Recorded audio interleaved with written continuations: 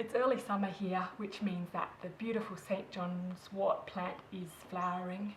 So I wanted to show you my favourite way to eco-print with it, which is eco-printing on paper.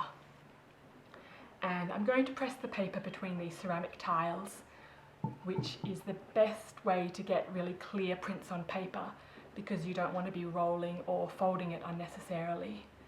So with the tiles you can keep the paper really flat and press the pieces of paper together firmly. And I've got these two types of watercolor paper that I just grabbed from my stash, so I can't remember what type they are, but you can really use any type and even just any other sort of paper that you have around your house and see what happens.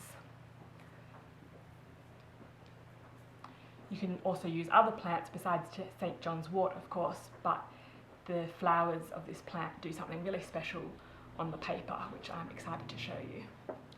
So I'm literally just putting the flower on one piece of paper and then putting the other piece of watercolor paper on top.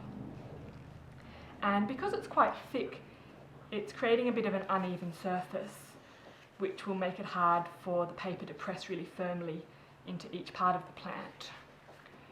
So sometimes when I'm eco-printing with paper, I like to put layers of fabric in between each piece of paper, and that creates a cushioning effect to help me get clearer prints. So I'll put some underneath against the tile, and then I'll also fold this over and put some on top. And now I want to experiment with something different, which is using a piece of paper that's been soaked in iron mordant and a piece of paper that's been soaked in logwood dye. And hopefully once I put these two together, I'll get a discharge print on the logwood, but I'm not actually sure if that will happen from the St. John's wort. But I thought I might as well try it anyway, and at the very least I should get a beautiful print on the paper that's been soaked in iron and some background colour from the logwood dye.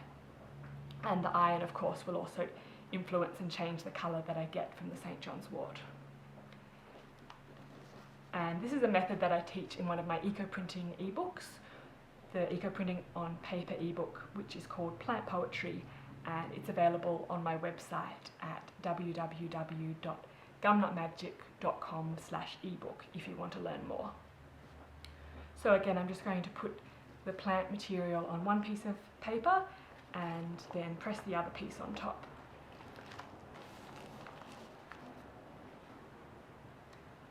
And because I've got quite a long piece of fabric that I don't really want to cut smaller because it's useful to have big pieces of fabric, I'm just going to keep folding it up until it fits inside the bundle. And now I can press the other tile on top. And if it's thin enough, I can use these clips. Yep, that one goes in really easily. And that just makes it much easier than tying up the tiles with the string. But unfortunately, I only have 2 of these clips available at the moment because I've already got a big batch of eco-printing on the stove. But that actually feels really firm, so I think 2 will be enough. So now I'm going to go put this into my dye pot, cover it with some boiling water, and then put it on for a simmer for about 1 hour.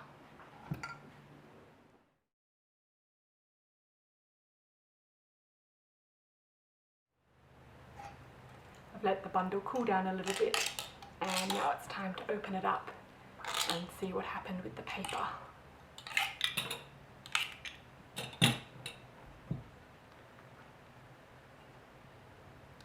You can already see some of the beautiful St. John's wort dye coming through the fabric. A little bit on this side too. So here's the logwood dye.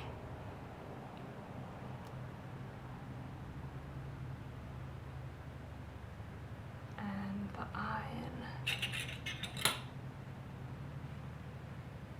Wow, so there is some discharge effect on the dye where you can see the plant has discharged the logwood dye and left a lighter print wherever it was touching, and there's some beautiful slightly blue detail from the flowers.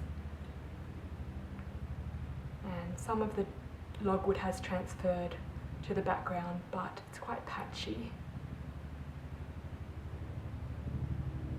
And here's the print on the iron mordant.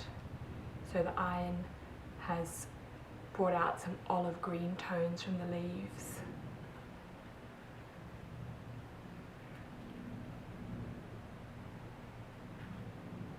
And let's see what happened on just the plain paper. Wow, that's really bright. So these were two types of watercolor paper.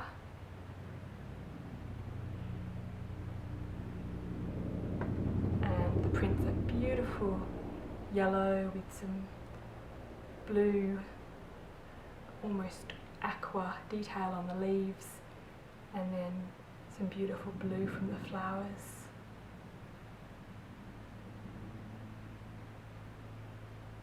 And it's a similar print on this paper, and the stamp of the brand of paper has shown up as well in the corner here. So here's 4 different examples of results from using St. John's wort on paper with different variables.